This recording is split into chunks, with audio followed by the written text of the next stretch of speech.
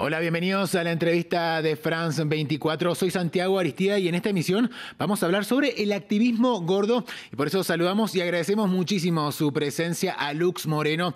Ella es filósofa, escritora y representante del activismo gordo y por la diversidad corporal. Es autora del libro Gorda Vanidosa sobre la gordura en la era del espectáculo.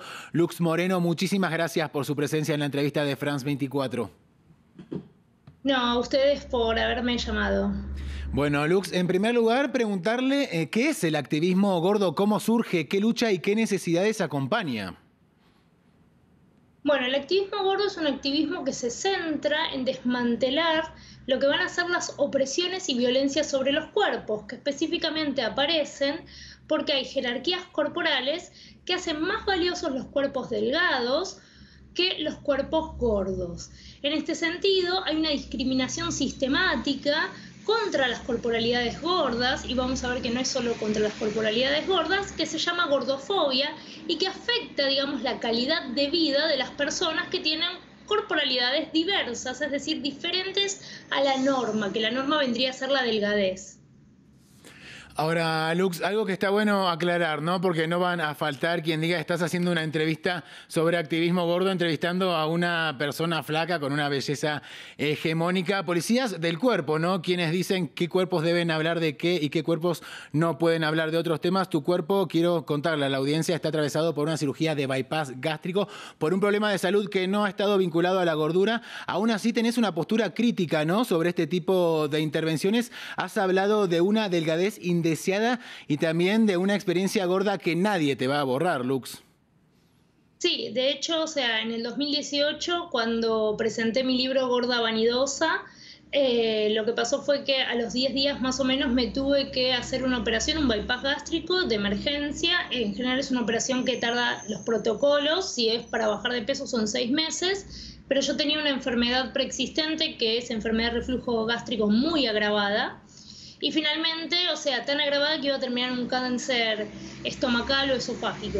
Entonces, dada esa situación, sí o sí me tenía que hacer un bypass gástrico, no por mi peso. Y el bypass gástrico es una de las formas que hoy en día se promocionan para la reducción de peso.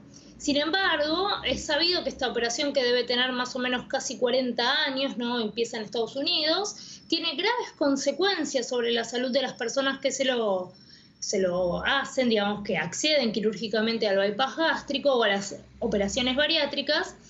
Y una de las consecuencias es que no hay demasiado trabajo, digamos, trabajo médico de investigación sobre los efectos a largo plazo sobre esos cuerpos intervenidos. Y de hecho, hay un porcentaje muy grande, más de un 7%, de mortalidad por desnutrición por este tipo de operación. Entonces, esta tan afamada operación, en mi caso, no fue para bajar de peso. De hecho, es esto, ¿no? O sea, mi corporalidad o mi identidad corporal sigue siendo el de una persona gorda, porque fui socializada como una persona gorda, y este cuerpo en general me trae más disforia, digamos, más incomodidad que, digamos, que comodidad. De hecho, es un cuerpo que lo tengo hace menos de 2 años, entonces no entiendo muy bien cómo funciona, tiene otras limitaciones, y aparte los efectos del bypass fueron significativamente complejos, ¿no? Después de la operación.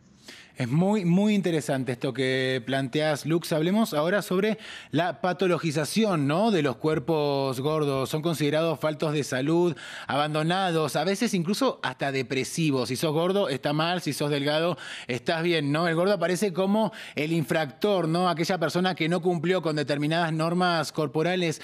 Lux, ¿quiénes o desde dónde se fijan todos esos patrones corporales?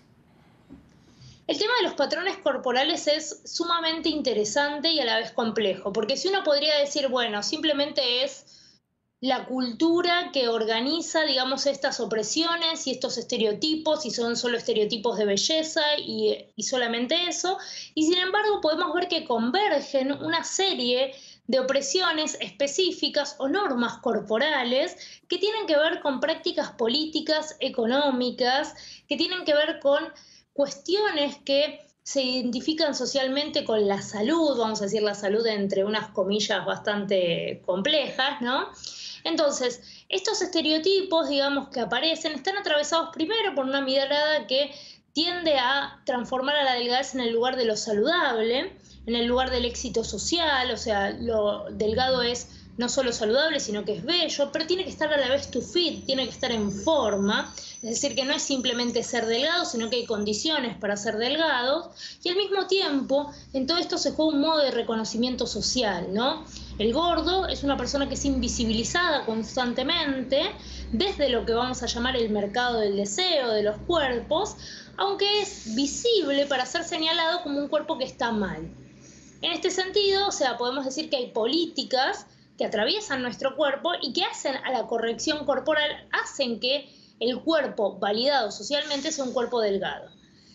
Y en esto encontramos muchas dificultades porque no se trata solamente de los estereotipos de belleza en el sentido de, bueno, cuál es la circulación de repertorios culturales de cuerpos delgados y demás, sino que es la reiteración de un estándar hegemónico donde se trata de personas cisgénero, es decir, hombres o mujeres cisgénero, es decir, que no están en ningún tipo de transición o su identidad no ha transicionado, es decir, que corresponde a esa identidad asignada al nacer. Son personas que son blancas, que geopolíticamente están en generalmente, o sea, los rangos, digamos, vamos a decir, esos faros, ¿no?, que van a corresponder a la hegemonía tienen que ver con la relación norte-sur o la relación Europa, Estados Unidos, Inglaterra, a países latinoamericanos.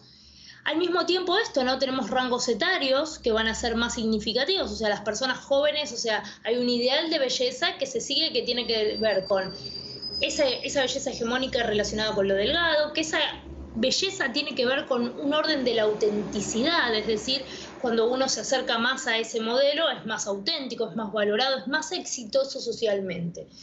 Entonces, en todo eso que se juega, o sea, cuando hablamos de opresiones, no hablamos simplemente de no pesar lo que dice el índice de masa corporal, que es ya una técnica que en muchos lugares de atención de la salud y atención nutricional se está descartando porque es un número que no refleja, digamos, la complejidad de los cuerpos ni la diversidad corporal, porque es esto, o sea, no es que todos los cuerpos son iguales.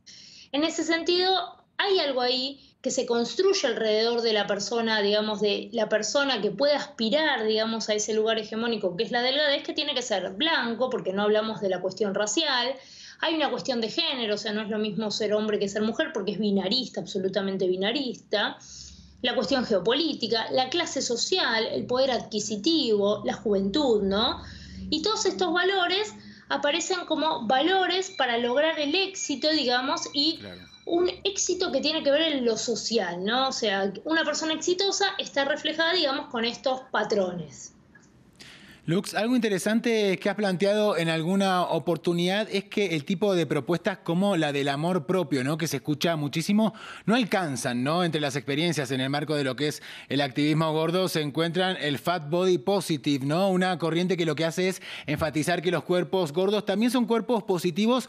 Vos planteás que la positivización total le quita cierto poder de resistencia, ¿no?, que está en la mirada crítica. ¿Podrías desarrollar esta idea? Que es muy interesante. En el activismo...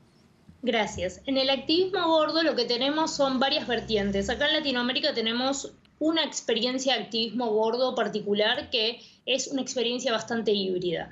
El activismo de la positividad corporal es un activismo que, así como el activismo crítico, nacen a finales de los años 60 en lo que se van a llamar las revueltas queer.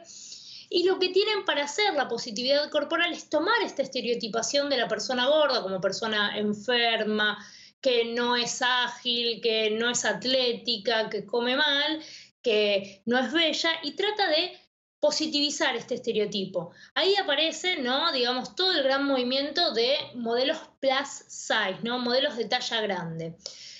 En Estados Unidos, por ejemplo, tenemos a Tess Holiday o Tess Monster, como se llamaba en un momento, que fue la tapa de grandes revistas como Vogue y Cosmopolitan, que son revistas de una mirada recontra hegemónica respecto de la belleza. Y Tess lo que tiene de interesante es que es una activista que promueve, digamos, esto de el amor propio. Lo mismo que Naomi Wan, lo mismo que Sofía Mercado. Lo mismo que acá en Argentina podemos decir Brenda Mato, las personas como Beltrán Jorisberg, bueno, Pero acá en Argentina y en Latinoamérica en particular tenemos una posición un poco más compleja. ¿Por qué? Porque el activismo crítico, que es la parte en la que yo me inscribo por lo menos, es el activismo que no solo va a tratar de positivizar, ¿no?, esta idea de que el gordo no es enfermo, no es saludable, sino que va a ver cuáles son las raíces, ¿no?, de esa violencia y de esa opresión. O sea, y una de las raíces es, digamos, el sistema de consumo, ¿no?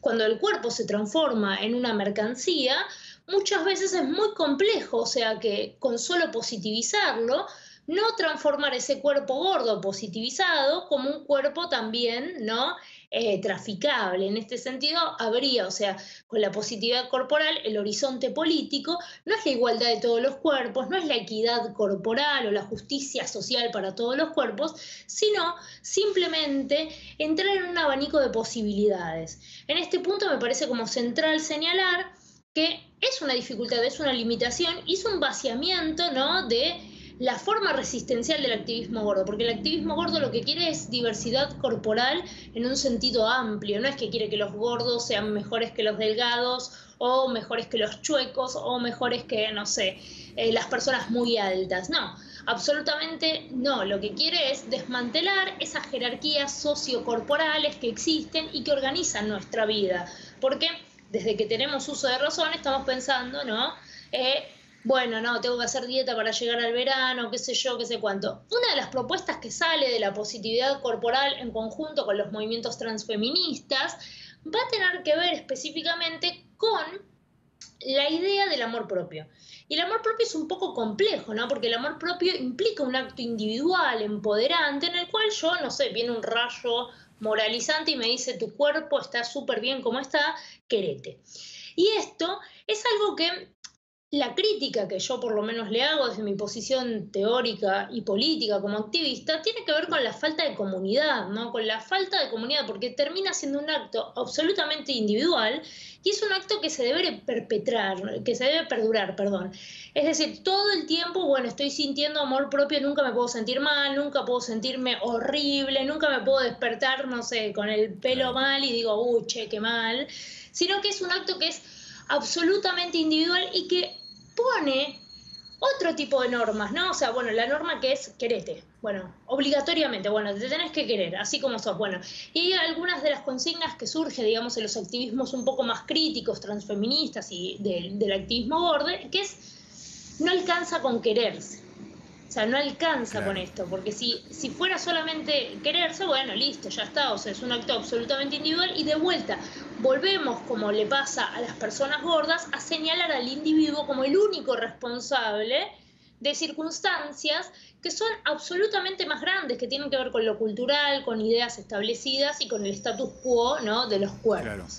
Lux Moreno, muchísimas gracias por su presencia en la entrevista de France 24. Ha sido un placer dialogar contigo. No, mil gracias a ustedes. A nuestra audiencia, como siempre, le invitamos a continuar informándose en France 24 y en france24.com.